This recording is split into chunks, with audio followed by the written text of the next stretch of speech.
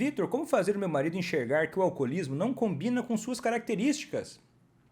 Ele é trabalhador, inteligente, honesto, família, ajuda as pessoas, bom pai, bom esposo, e ele não vê. Bia, querida, seja bem-vinda. Eu acho que você é nova, né? Conta aqui pra mim. Ah, como é que eu vou te dizer isso? Ainda mais se você é nova, Bia, sem você ficar com medo de mim. Mas pra te ajudar de verdade, eu vou tentar explicar, tá? Bia, você também não enxergou ainda. Você também não enxergou. Porque pra você, e é natural isso, tá? Não tem como você nascer sabendo. Não tem como nascer sabendo.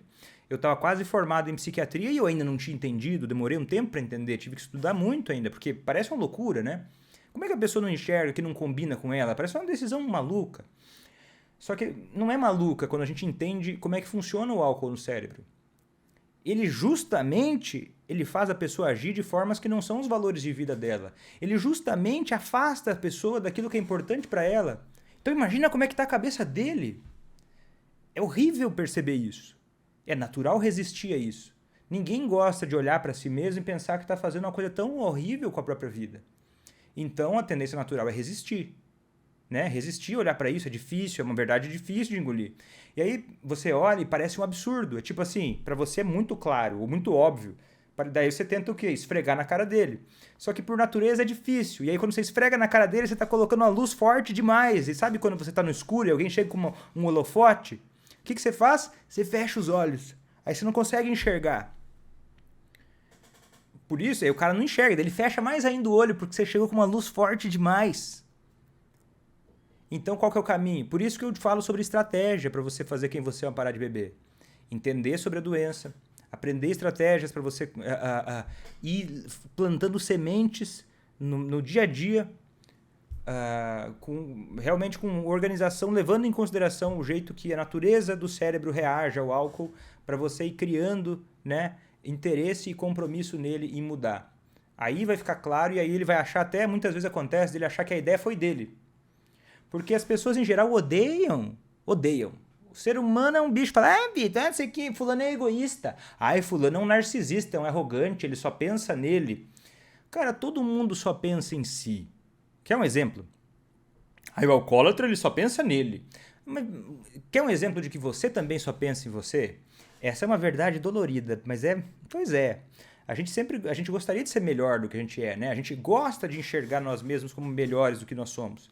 Mas eu vou te falar uma realidade um pouco dolorida. Vamos imaginar que você estava andando na rua e você pisou num prego. Você pisou num prego. Pô, furou o seu pé, atravessou o seu pé. Puxa, nossa! Pisou num prego, tá doendo pra caramba. Naquele momento que você pisou num prego, aí passa uma pessoa, sei lá, que tá passando fome. E você, sei lá, ignora essa pessoa que está passando fome, pedindo ajuda lá, porque você está querendo ir para o pronto-socorro. Você está muito mais preocupada com o seu pé do que com a fome da pessoa que está do seu lado. E claro, se a gente for pensar, você se importa mais com uma espinha que nasce nas suas costas do que com a fome na África. Se isso não é egoísmo, pô! Nossa, né? Se isso não é egoísmo, vixe! Tá entendendo? Mas isso é natural. Se a gente não faz isso, a gente não sobrevive. É natural. Só que quando a gente começa a aceitar, entender isso, beleza, a gente tem essa tendência a se preocupar mais com a gente porque é um reflexo de sobrevivência. Só que aí eu começo também a perceber o que eu preciso para que os outros também possam enxergar aquilo que eu enxergo.